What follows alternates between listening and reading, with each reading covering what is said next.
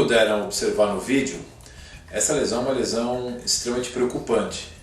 Apesar de inicialmente quem está presente na lesão ficar um pouco assustado, obviamente por causa do risco que existe numa lesão grave, aparentemente a pessoa que está sofrendo a fratura não tem uma dor imediatamente, né? Isso é interessante você notar, e todo mecanismo de dor na fase aguda ele tem esse tempo, né? Esse delay, digamos assim, de você ter a fratura, observar a lesão e a partir daí começarem aqueles mecanismos de dor. Essa dor, que é uma dor após uma fratura, é chamada dor nociceptiva. É importante lembrar dos conceitos, porque se você tiver na cabeça muito claramente o que é uma dor nociceptiva, que é aquela dor aguda, você consegue lidar com uma analgesia adequada com esses mecanismos de forma mais importante.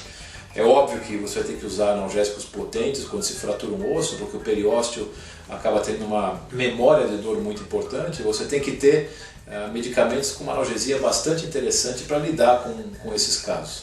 Os analgésicos até fortes, quando você atende esse paciente no pronto-socorro, por exemplo, devem ser utilizados se houver necessidade para controlar a dor, porque às vezes o paciente chega segurando o cotovelo, porque essa fratura é uma fratura muito instável da parte distal do húmero, e vez por outra o mesmo mecanismo pode causar, quando tem uma queda associada, por exemplo, as luxações de cotovelo. Aqui nesse vídeo ficou muito evidente que deve se tratar de uma fratura da região do húmero distal, e essa fratura geralmente é uma fratura em espiral, uma fratura mais longa. Esse mesmo tipo de fratura a gente observa muito numa fase de adolescência, com um paciente ao redor de 15, 16 anos, quando tem quedas, e hoje o patinho e o skate são os mecanismos de trauma mais frequentes desses adolescentes. Recentemente nós tivemos a oportunidade de tratar no nosso serviço de emergência um caso muito parecido com esse, com uma fratura bastante importante do terço médio e distal do húmero em espiral. E obviamente o enfoque imediato é o tratamento cirúrgico. Quanto mais cedo você conseguir operar esses casos, melhor você consegue estabilizar a região do húmero, que é uma região bastante instável. E o grande detalhe nesse caso é o cuidado com o nervo radial.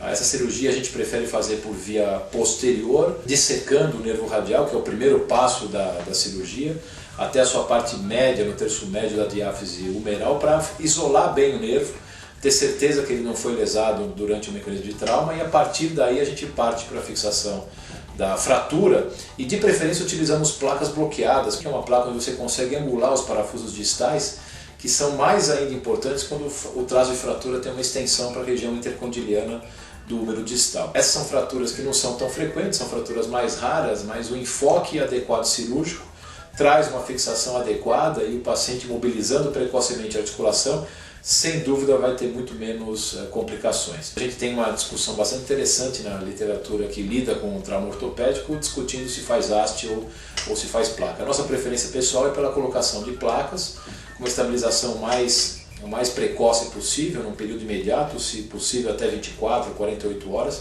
porque você consegue uma redução anatômica bastante interessante, como vocês observaram nesse caso.